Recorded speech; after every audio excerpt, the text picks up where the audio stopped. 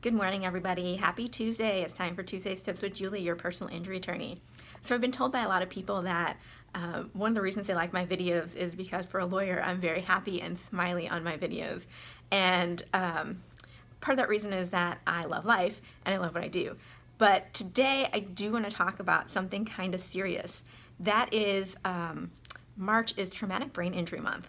And I learned this sort of by accident as I was on the website for the Missouri Center for Traumatic Brain Injury and looking at some resources. And the reason I was looking at resources is because I have a client who sustained a traumatic brain injury from her car accident.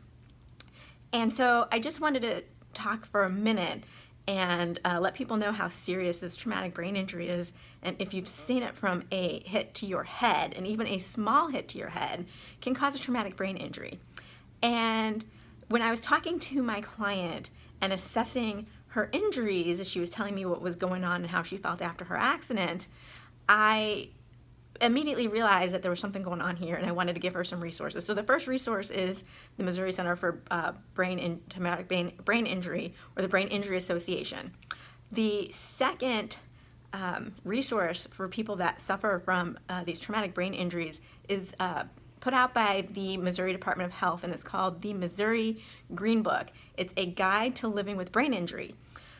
In the Green Book, it recommends and suggests the third tip is either find a group therapy or a personal therapist to help you deal with and understand how your brain is functioning a little bit different.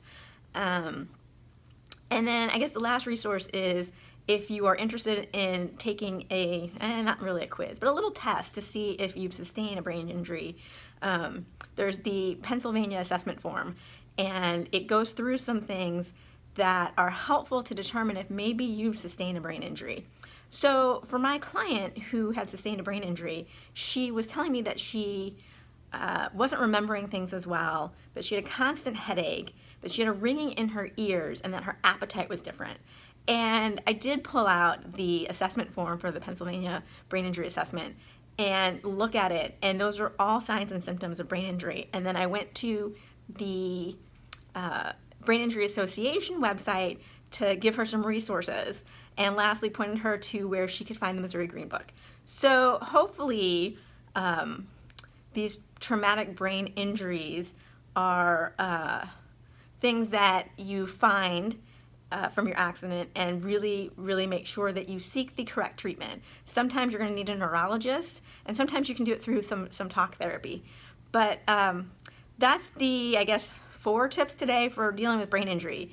And unfortunately, we see a lot of these, and people really suffer from these brain injuries. So if you know somebody who's had a brain injury, be kind to them. You know, I'm all about showing your kindness to people, but make sure that you understand that sometimes they don't act the same way, that sometimes they, search for their words, or they have anxiety. Anxiety is a big issue with brain injuries. So those are some things to look for. So if you have these symptoms and your attorney's not picking it up, you need to let them know, or find a different attorney, or find somebody who can help you and listen to you about your brain injury. So everyone take care of yourselves. Be really careful out there. I know we're starting to see spring and sun, so everybody have a great day.